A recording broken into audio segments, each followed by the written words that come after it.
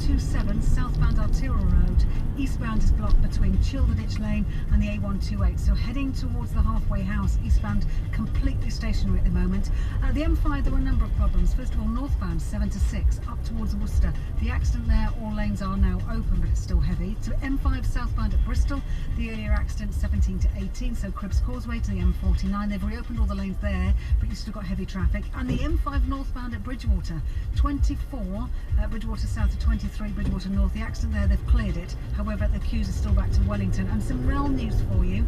Virgin West Coast services in Cumbria. There's disruption between Carlisle and Penrith because of a broken down train. Just check before you travel, expect delays there. But East Midland trains, First Trans Pennine Express and Northern Rail services suspended completely between Sheffield and Manchester. Check before you travel, and I'll be back with more with Steve later. Sunday evenings. From 7, it's me, Michael Ball, featuring some of my favourite music to end your weekend. Kiss me once and kiss me twice. Then from 9, it's Claire Teal. Thanks, Michael Ball. Hello, it's Claire Teal here with you live till 11. 2 hours of the best swing and big band tunes, like this one. And from 11, it's the inimitable Moira Stewart. When you can hear our roll call of the most urbane musical guests of all time. And don't forget, you can also download all of our Radio 2 Sunday night shows via the BBC iPlayer radio app. Michael Ball, Claire Teal, Moira Stewart. Join us for the sound of Sunday nights here on BBC Radio 2.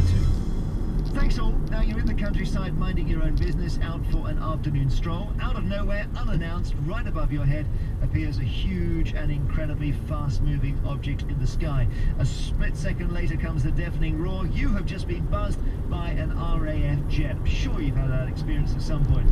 Of course, the Air Force has to practice low-altitude flying at high speed, but it can't do it over big cities, so it's often rural and scenic parts of the UK, such as the Welsh Valleys or the Lake District, where they do it. Some people love the sight and the thrill of an RAF jet whizzing past at high speed, sometimes close enough, low enough to see the pilot. But for people who live under these practice flight paths, and for local farmers, it can be a real nuisance. And that is the case for our next guests. Elfyn Lloyd is former Plaid Cymru MP. He's campaigned against low-flying aircraft. Hugh Jones is the Farmers Union of Wales.